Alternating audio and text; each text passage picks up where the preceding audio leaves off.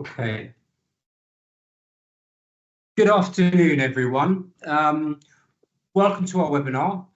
First of all, would like to take this opportunity on behalf of Insights as a business to thank everyone who's joined. As is the way with webinars, we'll probably get additional people joining as time goes on because they're a few minutes late. But for all the people that are on time, I certainly don't want to delay because you've all taken time out of your precious days. My name is Nick Whitford. I'm the Senior Vice President for Business Growth in the business. I look after the growth elements of the company and the marketing departments within the business, and Head of Client Relations for the offices globally. We've got 4 of our key speakers on the call, of which I'll let them introduce themselves as different parts of the webinar unfold. We've got Mr. Zahid, Mr. Almas, Mr. Shirshak, Mr. Amir, who, as I said, will introduce themselves thoroughly when it comes to them. Just to give you a little bit of big background on Insights as an international business, we have 6 offices across the world, been in operation for 10 years.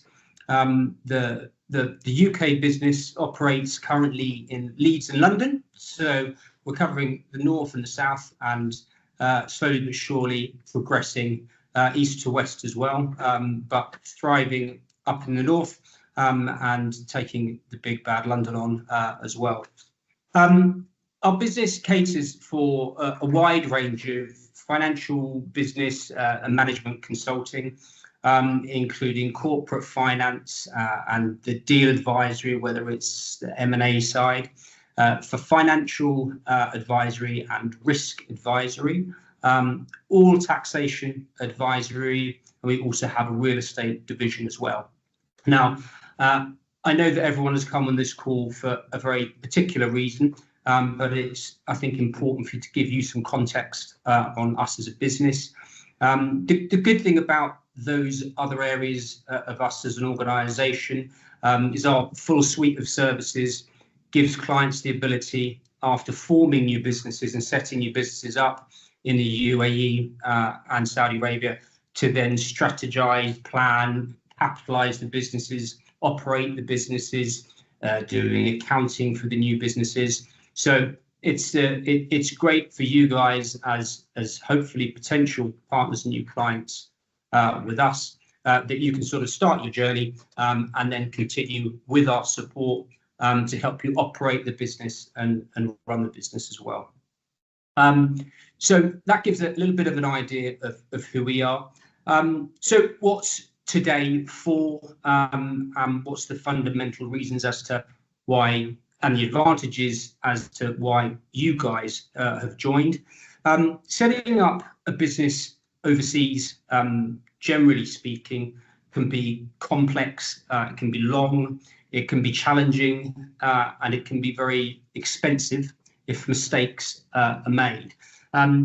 What we want to achieve for everyone that's joined today is to be able to demonstrate the attractiveness of Saudi Arabia and the UAE from an investor standpoint, because ultimately when you come into any new territory, or you're entering the journey of a new business, whether it's your own capital or whether it's bank capital or private investor capital, it's incredibly important, obviously, to understand it from an investor standpoint and why the 2 regions are so attractive. Next, what that journey looks like end to end in terms of the requirements from a legislative and legal perspective, and also practically, what does it look like for you guys to start that journey, and you know why we as a business are ideal to take what you've currently got as an existing business that you want to expand and branch out, or whether it's a new idea, a new business plan, a new concept, and getting that legal entity set up and bringing that to life and ready for operations. So that's what we will achieve from today's call for you guys. We've got time towards the end of the call for a general Q&A session. But what we'd obviously want to do to make sure it's as beneficial for you guys is we can then organise some more one-to-one personalised conversations, because a lot of people on this call will likely have very different business ventures, very different needs, very different ideas on how they want to go about it. And one thing that we stand for very principally is to make sure that we tailor to individual company needs and corporate needs. So we'll work towards following up with everyone post this call so that we can do that. But we do have time for a general Q&A at the end. So thank you once again, and I'll pass over to Mr. Zahid and Mr. Almas to expand on our first session, outlining principal benefits of the Kingdom of Saudi Arabia and the United Arab Emirates for new entrants, for all the people that are on this call. So thanks once again, and Jens, I'll pass over to you. Thank you very much, Nick, for this brief introduction, and thank you everyone for joining this webinar. In 2023, UAE's foreign direct investment reaches to $30.6 billion, as compared to 2023's numbers, which were $22.7 billion, which shows a significant increase in of nearly 35% increase, which means that it is an increase of confidence of investors over this economy. And also this confidence, how this comes, UAE government and other departments, they work a lot over the decades to ease out the business environment in the region, in their country, to provide opportunities for the businesses to flourish. So this is important for the businesses who wants to grow in this region. Why? Because UAE is strategically located in a very important position geographically, which can serve different continents like Europe. It gives access to Asia, to Africa. Over the past few years, we have been involved with providing our consultancy services to different clients who are basically engaged in import and export business. They don't have large offices, they don't have many employees here, but what makes them to manage the business well is ease of doing business. They can manage their business remotely. They can involve professionally qualified consultants, professionally well-known companies, just like in case of import and export of the business, people involve 3PL companies who are taking care of all their shipments, whether for the import within UAE or export to the UAE. So strategic location and ease of doing business is, key factor that is, increasing confidence of investors in this region. Furthermore, if we talk about the businesses who wants to provide services or who wants to export goods in the other GCC countries like Saudi Arabia, like Oman, Qatar, Bahrain. So it is also providing opportunities to those businesses to grow and serve in this region as well. So one factor is strategic location. Other one is business friendly environment.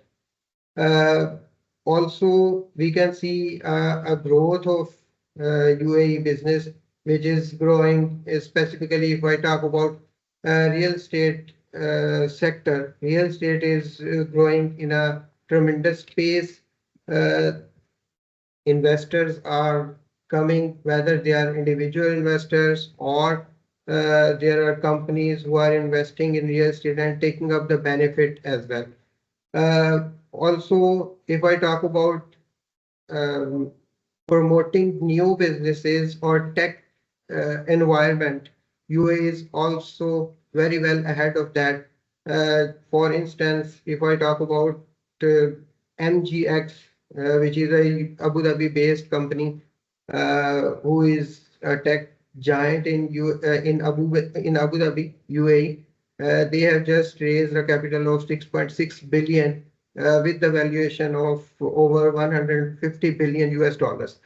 And also they are into the talks with BlackRock Capital to raise over 100 billion dollars capital over the years to set up all their AI based and other related data stores. So also there are some other advantages for businesses in UAE, like you can have an access to skilled workforce. There the cost structure is very competitive for the businesses. Also, if we talk about taxes, let's say a company is registered, now they need to make compliances for different authorities. So if we talk about specifically for taxation, which is newly implemented in UAE, past year they implemented a corporate income tax of 9%, which is, if we compare it with other developed economies, it is much lower than what the companies need to pay there. Also, there are other tax related compliances you need to make as per the OECD guidelines, which are applicable all over the world. So summing up all this, we have discussed strategic location, why the investors are more confident, business friendly environment. Then we have discussed the growing economy, technology and innovation, competitive cost structure, skilled workforce, lower tax rates, and there is no tax on individuals for their services. And if we talk about the registration of the companies, you don't need to have a minimum capital requirement. There are some other benefits to the investors for in terms of golden visa opportunities, depending upon the structure and upon fulfilling all the conditions which are required to be done beforehand. So this is all about UAE, why the businesses have more confidence over this system.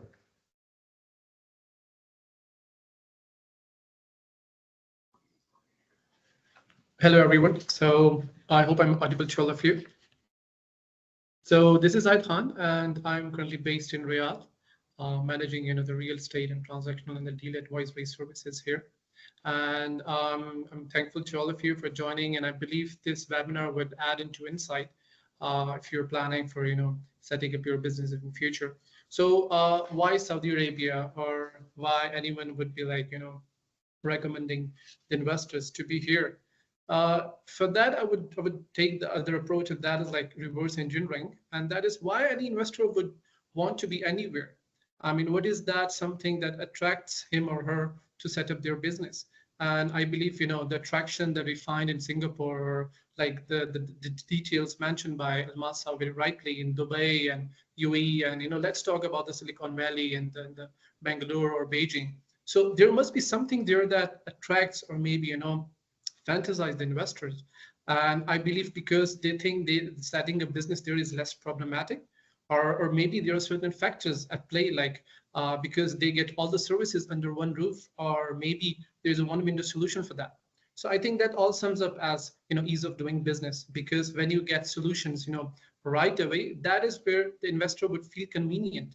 I would like break it, if we talk about the Saudi Arabia market, and if you like, just look to it like historically. So they're like, post-COVID and pre and post-COVID eras, and they've been like, blessing in disguise for people and for the businesses and even for the government. There were like numerous factors, but let's focus ourselves to the business acumen and the business environment that actually prevails right now here. But how did KSA manage to grasp the opportunity? Because like we all know that for the right ingredients, when you have the right ingredients, like you get the good recipe for success. And to bring those ingredients together, to bring those variables together, I think that is the main requirement. I think that is the main challenge, and that has been like very you can say amazingly and in a very insightful manner, the KSA government has managed to bring all those ingredients together to bring on the success and to like embark on a journey which definitely promises amazing things, like we can see in this Vision 2030.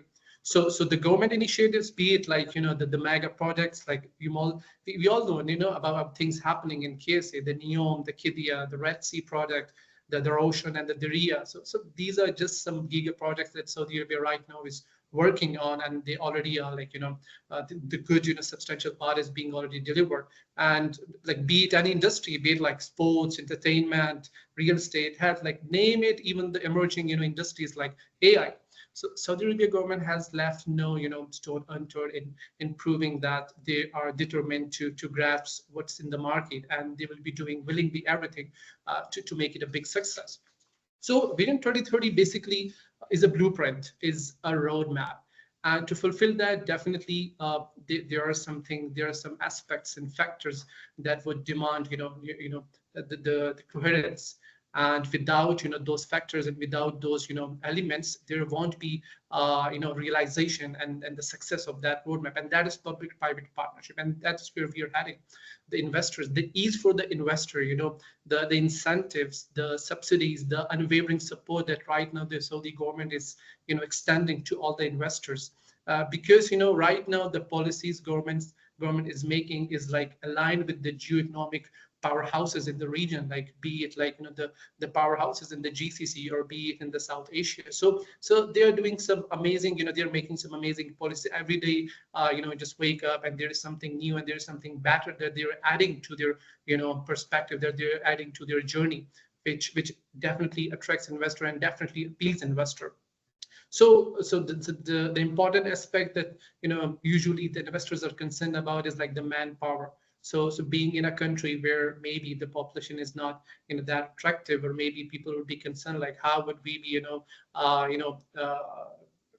adding up on that manpower thing. So I think the vast GCC that supplies the manpower, the South Asia that supplies the manpower, and the capacity building that right now the Saudi government is doing with their own nationals is like something very amazing and tremendous. So these all sums up to the aspect that government is really concerned, and government is really willing to put anything to attract investors and create avenue and opportunities for them so that they can best out of it. Yes, there are challenges, there are factors which still needs to be addressed, and I believe we have got experts here who will be definitely putting weight on it and explaining things in more details. So that's all from my side. Thank you so much.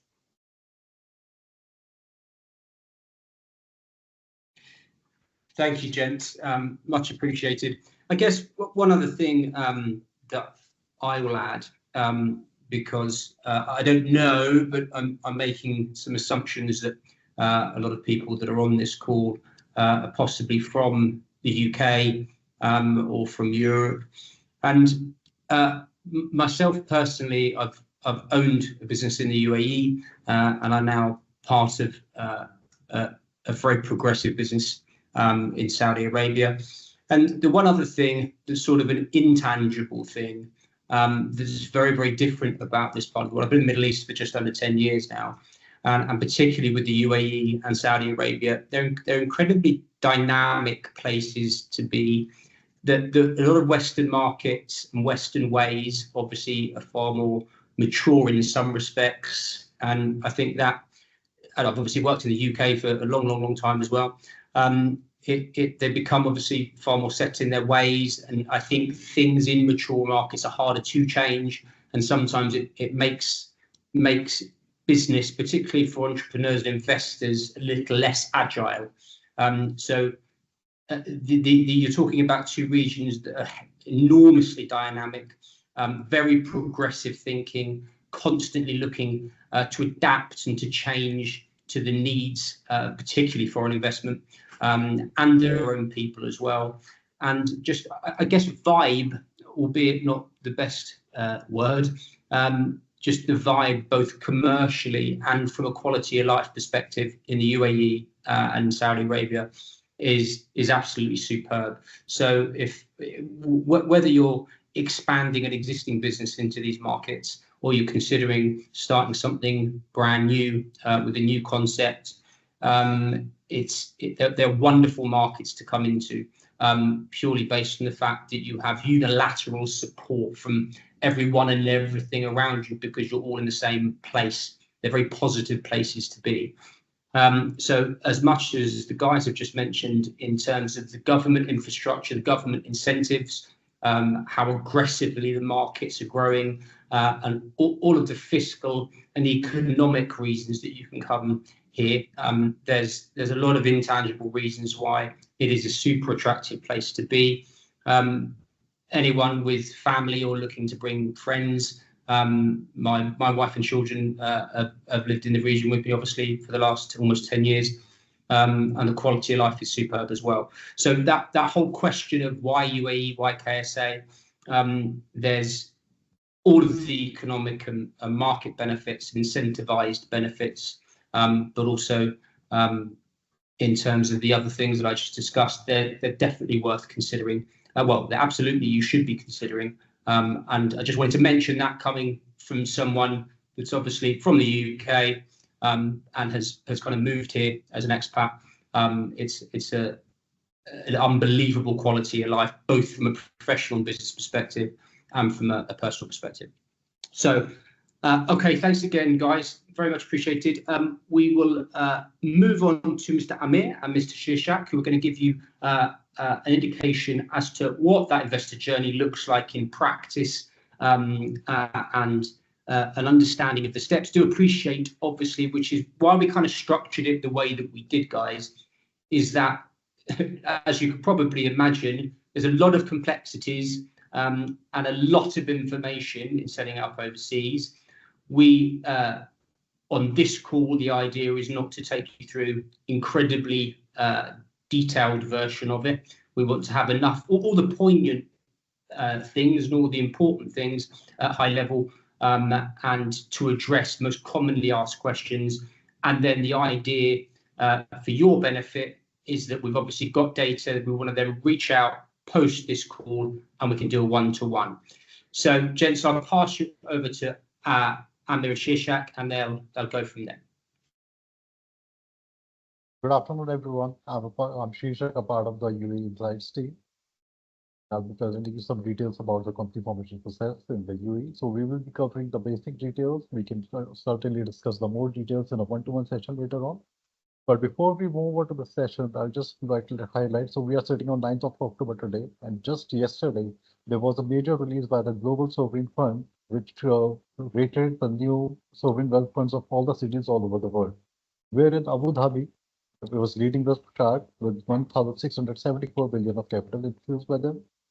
And the MENA region, again, which is Middle East and North Africa, tops the list, surpassing Singapore, Beijing, and Hong Kong combined together.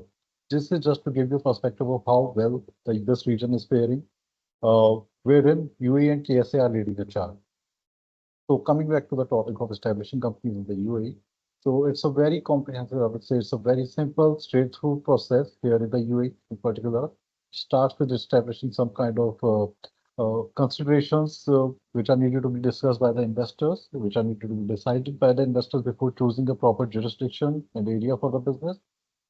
The first step would be deciding the nature of business and the category it falls into, whether it's retail, wholesale, services, or manufacturing. Then the second step would be the client segment, whether it's business to consumer, business to business, or business to government. So basis on the first two steps, this form a basis of deciding on what is next. The second step would be to decide the region of the clientele, the major clientele, if it's based in the region itself or is based on out of region, whether it's UAE, GCC or out of GCC. So these are the kind of factors that are required to be considered before starting any kind of business in the UAE in particular. Then we come to the number of owners and shareholders and to the number of employees. So this is to ascertain the cost. Can we please move the previous slide, please? So this is to ascertain the costs involved in different jurisdictions. Yeah, so to give you a brief idea of a better understanding of what would be the most appropriate jurisdiction in this region. Then coming up to physical office or other space requirements. So UAE is one place where you don't need a physical office mandatorily. Any kind of company formed here, the jurisdiction would provide you with a physical office, which is not mandatory to be used, but it just provides you with a virtual address wherein the company can be registered. So even if the investor is not present in the UAE, present in any other region in this world, it is possible to manage a lot of businesses sitting here from your location and while working in the UAE. That also means that for any kind of businesses, you can be present in any part of the world. You might have your online clients anywhere in this part of the world, or you may have an e-commerce solution or services in any part of the world, but you can avail the benefit of the discount of taxation systems in the UAE. Then we come to the expected revenue and the actual reason for starting and expanding to the UAE. So this is also one of the major considerations that is to be decided before starting a company here in the UAE.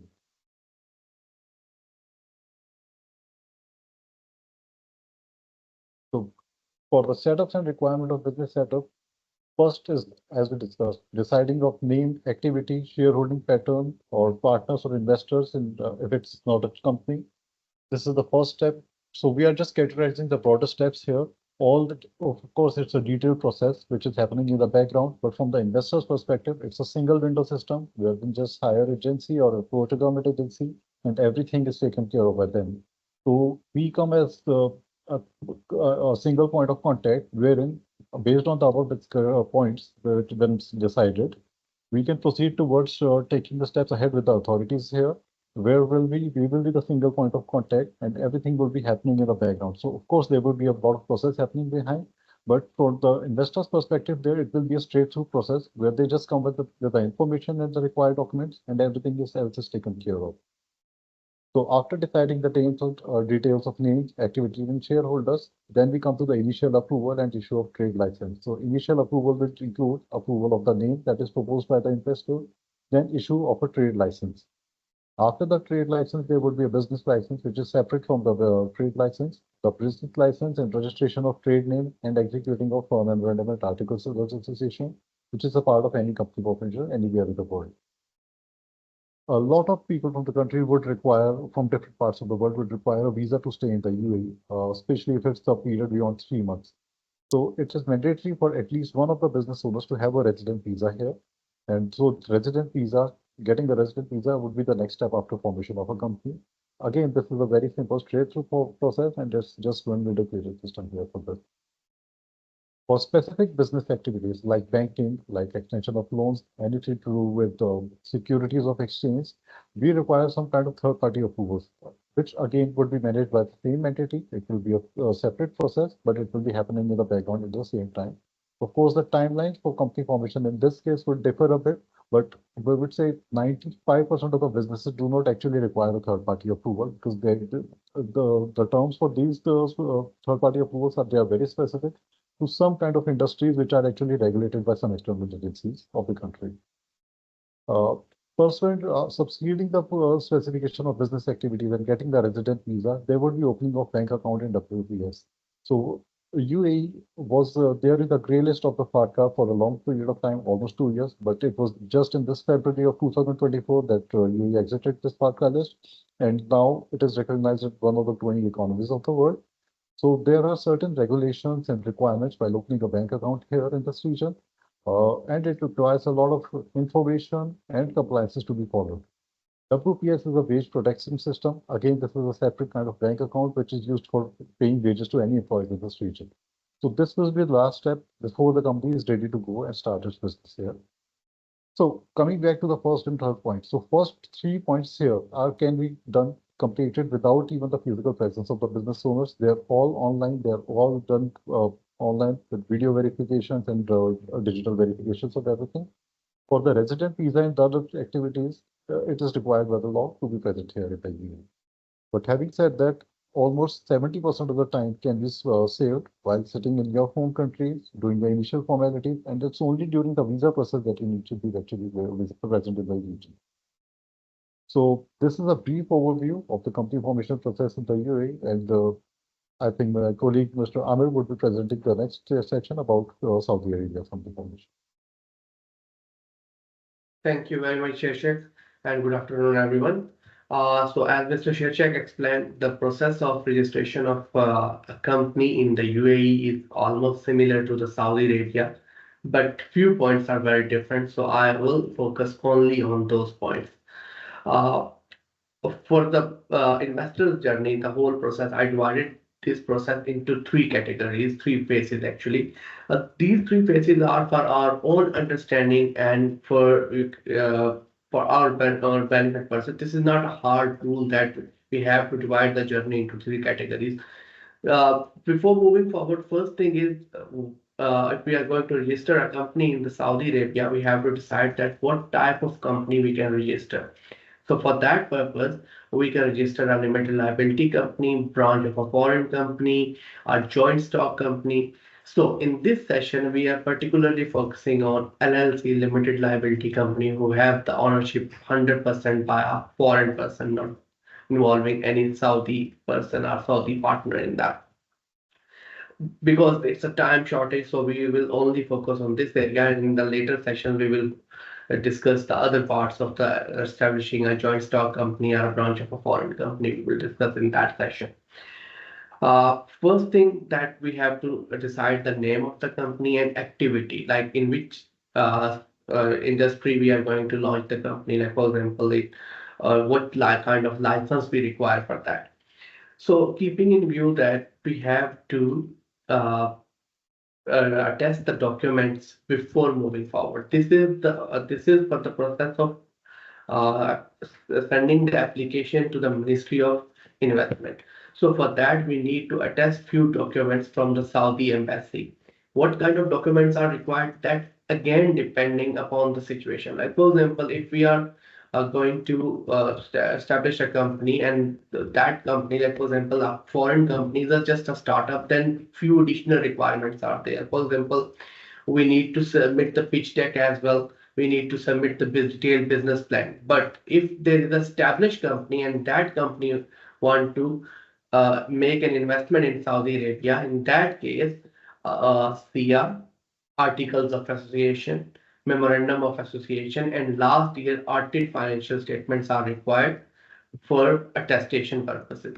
These documents we need to attest from the Saudi embassy, and then we will submit an application to the Ministry of Investment, and for that's called actually the MISA. Actually, we are applying for the MISA license. Okay. This is, you can say that the first phase, and it's called the planning phase.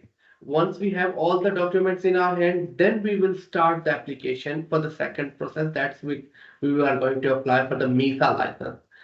That you can say that the first practical step we are going to take for the company registration, applying for a MISA license. Normally for the MISA license, what kind of information is required? What is the nature, size, and some financial information are required as well, along with the attesting documents. We need to remember one thing, any other additional documents are also required by the authorities, but normally they do not require the attestation for those. Like for example, the passport of the owners, that's also a requirement, but attestation is not required in that case. So assume that we got the license and we got the approval from the MISA. The next step is to issue a CR. For the CR issuance, we need to submit the Articles of Association to Ministry of Commerce. Remember, Article of Association is already there. The investor only has to choose the rights and duties of the GM, manager, or the GRO. So When we are saying that we have to submit the articles of association, so all most of the laws are already there. We will pick from them and then we will alter accordingly what kind of duties and what kind of powers we are going to allocate to the general manager, GRO, or the manager, depending upon the situation. So once we got the approval from Ministry of Commerce regarding the articles of association, then we need to sign that article and again to submit for the CR issuance. Once we have the CR, it means our company is now registered and we can run the operation. And there are some steps like registration with the Chamber of Commerce is required as well. But once we have the CR in our hand, it means the company is registered and now we can run the operations accordingly. The third phase is registration with other authorities and the bank account opening. I'm linking this phase with the company registration because without this third phase, it's not possible to run the company properly. So that's why in this scenario, I'm linking with this company formation. For, for that purpose, normally, we have to open a file with Ministry of Labor and the GOSI portal. And the second step is issue of GM visa. For the GM visa, what are the basic requirements? They normally need the appointment letter of the GM along with the ID of the GM.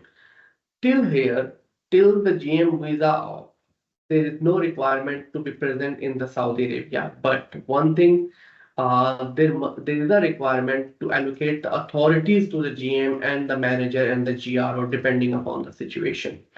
So once we issue the GM visa, the next step is to open a bank account.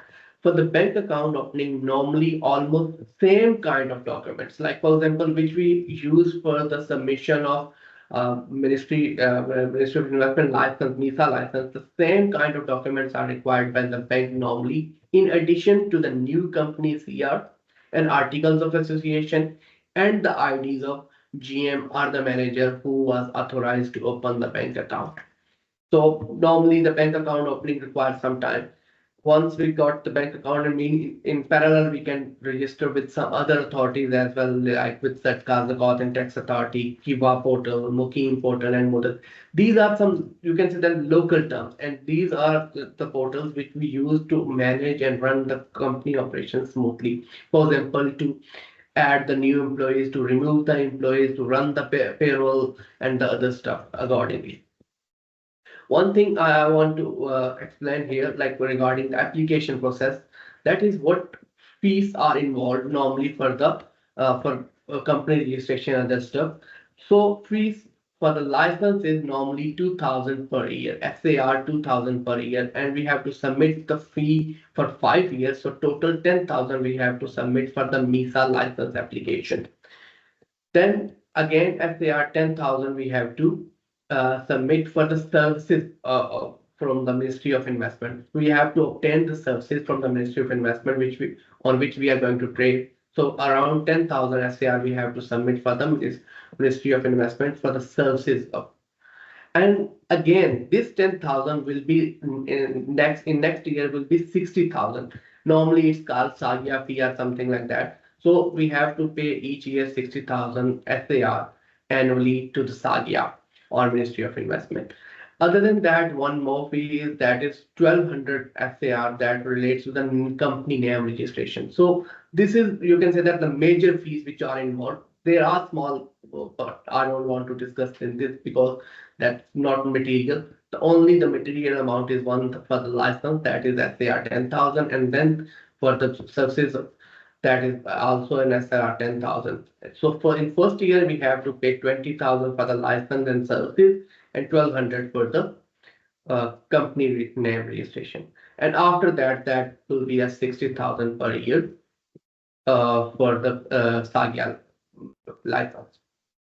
We have to understand one thing here. The company formation in Saudi Arabia is a bit tricky. I'm not saying that it's very difficult or complicated. I'm saying that it's a bit tricky because most of the participants are from the UK and Europe. Normally in UK, we can register the company within 45 minutes to 1 hour. And after submitting the application, in 3 to 4 days, we normally receive the response from the company house. But in Saudi Arabia, it's normally take time. So that's why I'm using the word, it's a bit tricky. I'm not saying that it's difficult because everyone is now moving from UK to UAE and Saudi. It's a growing market. So it's a bit tricky, you can say. But that's why we are here. And now Mr. Sheshak Agarwal again explain you that what kind of services we can offer in this regard. Thank you. Thank you very much.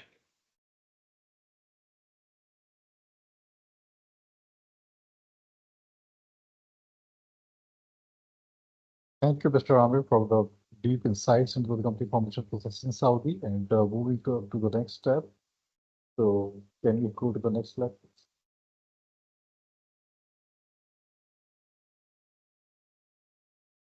So as it was discussed by my colleague, Mr. Naik, so we are a financial consultancy firm. We have been in the region for over 10 years, and we have a variety of services which are relevant to any kind of business owners in this region. We have experience of working with over 650 corporate clients in this region, and we are expanding our footprint in the region every day. We offer a one-stop solution for any kind of business owners to set up their offices here in this region, alongside guiding them with the compliances and taxation rules of this region. We are not just a company formation company, we are a complete relocation service in which we will guide you end to end towards starting from the structure of the company, the basic requirements of a company, going up to getting a visa, bank account opening, and anything that follows thereafter. That includes the compliances, taxation, and to start with, the first process of this would be company formation.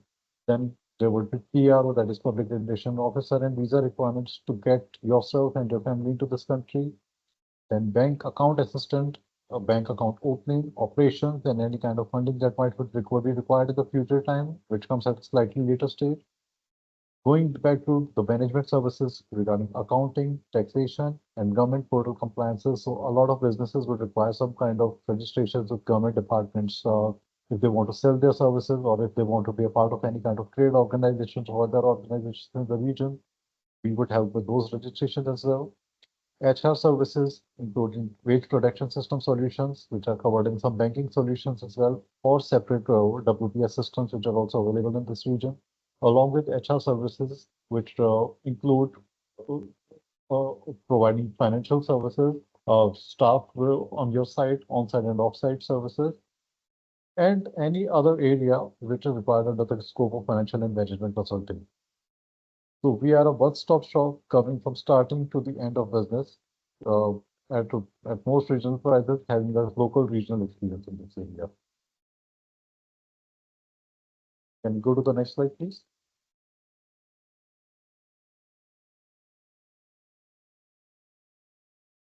So this is all from my side, and I believe we have covered most of the topics that we were supposed to. Going back to Mr. Amir for the thank you note. Yeah, thank you very much.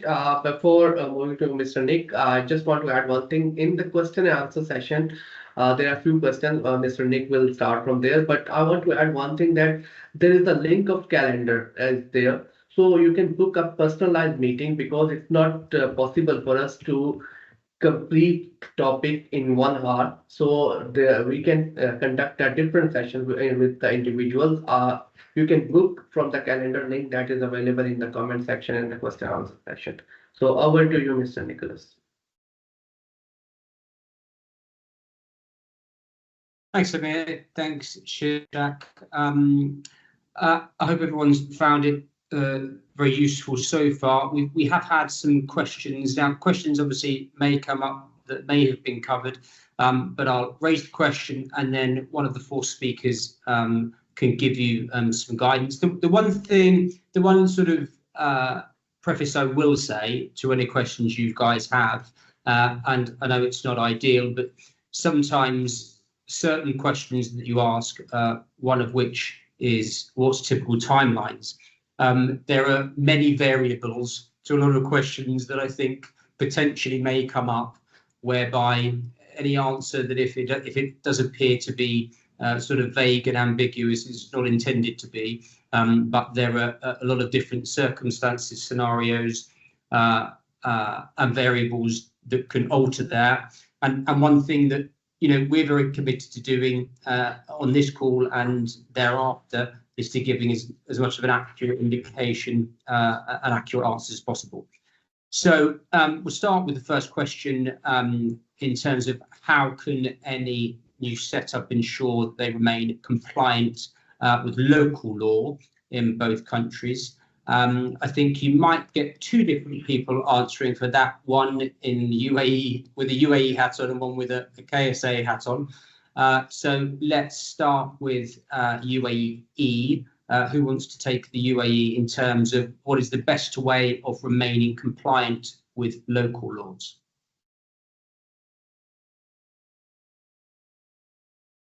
So first would be the businesses would need to be educated about the existing laws and regulations regarding taxation and other compliances that are required into this region. So UAE systems are so advanced and so easy to understand that it would take little time for any business owner to understand these and start following them by themselves.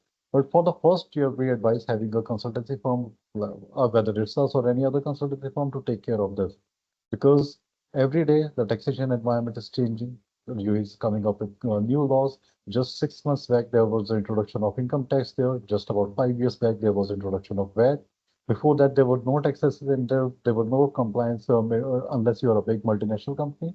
But slowly and gradually, UAE is having more compliance requirements from the businesses. So in the first year, we suggest having some kind of consultancy firm to take care of it.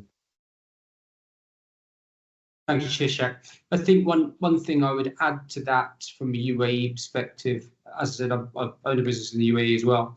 The good news is that a lot of the free zones, a lot of the sort of the housing of where you put your business from day one, they obviously effectively you have to be compliant in terms of the manner and method and way that you set the business up. So there's not a lot of room for mistakes in that respect. And in terms of ongoing, any change in legislation, any change in due process, they're super supportive in terms of how they guide you directly. But going back to Shirshak's point, the big advantage of having a consultant obviously is your time is precious as business owners, as C-level people, that you don't want to spend on having to remain sure you're compliant. But there's also another thing. What else is important is making sure that you're utilising all of the compliance areas in the most optimal way, is taking advantage of because generally speaking, most things that they change in the UAE, they're changing for the benefit of the business owner. They're changing for the benefit of shareholders. They're changing for the benefit operationally or tax in every area. And having a consultancy firm like ours to be able to guide you as to how to use that strategically to your business's benefit, I would highly recommend. And as I said, the positioning that we wanted is to obviously be able to give back to you guys on this webinar and then begin a relationship one-to-one and carry you through that journey from start to finish in terms of entity incorporation, but then make sure that we're side by side for things like compliance in every other area as well. So thanks, Shirshak, much appreciated. Next question was, what is the typical timeline for company reg in both UAE and KSA, which I think is the $64,000 question sort of everyone asks. And I don't think this is particularly exclusive to the UAE or KSA.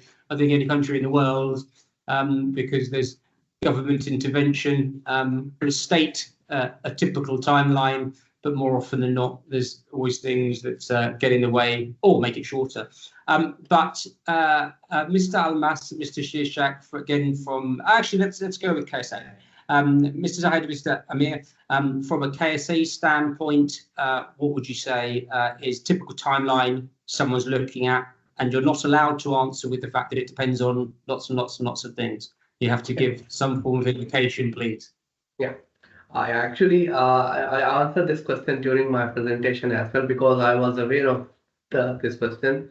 Normally in the UK people ask the same question. The reason behind in the UK, we can, as I mentioned, that we can register the company within you can say that 72 hours, and the registration of application registration process is just for 1 hour.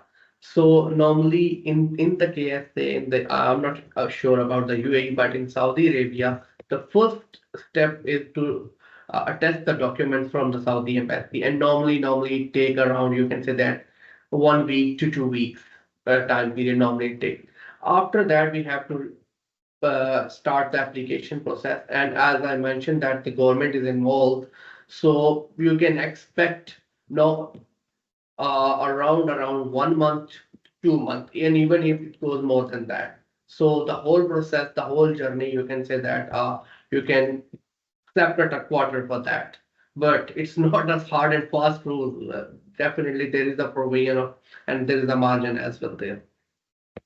I think the good, thanks, Amir, I appreciate it. I think the good news is the very short part early on at the beginning, that 72 hours. You know, what you want to make sure is that in terms of registering something, if there's an issue at that point, then obviously you've got a bigger problem.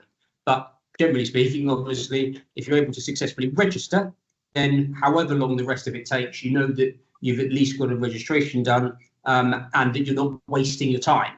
I think if from application point through to that point was 4, 5, 6 weeks, then obviously, you know, you're sort of sitting there in limbo, not knowing where you stand. But in terms of getting the first most fundamental thing done is super quick. And I can say that for the UAE as well. I'll let Mr. Almas or Mr. Shirshak expand if they want from a UAE perspective. But that first early doors part is really quick. Yeah, so in UAE, we follow a similar timeline, I would say, but it's slightly more shorter than the one in Saudi. So we have hourly, so for example, 24 hours or 72 hours timeline for many of the steps that are involved. But practically considering that sometimes the delay in providing information by the client, sometimes delay in submission to the authority, considering the working days and non-working days when that is coming in between, we would say the timeline varies between 1 to 3 weeks, depending on the jurisdiction, that is the first part, activity, and the nationality of the investors.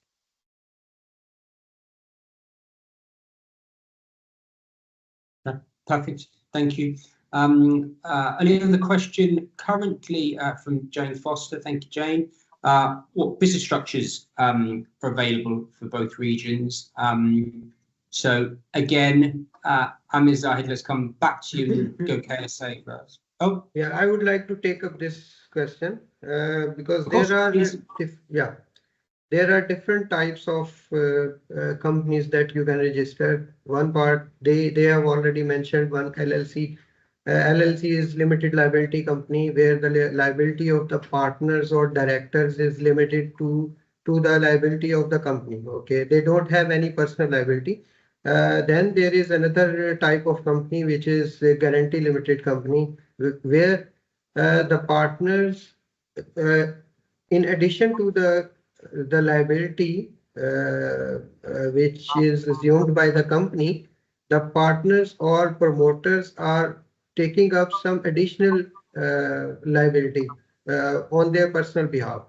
Okay, so this kind of company, this is required for some of the government entities or some specific nature of business, like business valuation. The government requires to register as a guarantee limited company or something like that. Corporation is just for the government. If we talk about private limited companies or private businesses, there are only 3 types. One is LLC, other one is guarantee limited, and third one is partnership. In partnership, there is no limited liability. The liability of the partners are unlimited to the company's liabilities. So it is not separate from the company. So I hope I answered the question. If you have any further detailed query, we are happy to serve you on one-to-one session. great, thank you, Almas, much appreciated. Yusuf Mubarak has made a comment on that question, asking what is the ongoing compliance requirements for companies registered in the UAE. I think we touched on it earlier with Arslan's question at the beginning. And yes, there is more detail to add to that, Yusuf. So it would probably make more sense, again, because it can vary business to business, clearly, certainly in some instances. So that would be a useful thing to go through on a one-to-one session. I'm not seeing any other questions on the Q&A session, guys. Just to remind you again that you've got a calendar at the top part of the comments that you can book a one-to-one. If for whatever reason you haven't had a moment to do that, can't find it, or any other reason, don't worry, we're going to be proactively reaching out to everyone to get the opportunity to get something in the diary. And I would strongly suggest you've all been very generous with your time and given us the opportunity to talk with you and listen to us, and it's hugely appreciated. We obviously hope that it's been of value to you, but the fact that you've invested the time that you have so far, I would strongly suggest that get a one-to-one in, because the likelihood is you haven't had everything answered. We want to help further. You're under no obligation. Those one-to-one sessions are very much still free of charge. So yeah, please, get in touch and book something in the calendar. Alternatively, we will reach out to make sure that we're looking after you all as well as possible. I think we're pretty much bang on time. Again, lastly, on behalf of myself, Mr. Almas, Mr. Shirshak, Mr. Zahid, and Mr. Amir, thank you all. It's been a pleasure to meet you, albeit a huge mass of faceless screens, but it's been lovely for us as an Insights team to meet you all. And I hope the beginning of a more supportive relationship, business relationship, and we can be wishing you the best of luck in your new ventures soon. So unless, gentlemen, you have anything else you'd like to add to our audience, I think we can probably wrap up there. Yeah, thank you very much for joining this webinar, and thanks for your time. Really appreciate that. Great.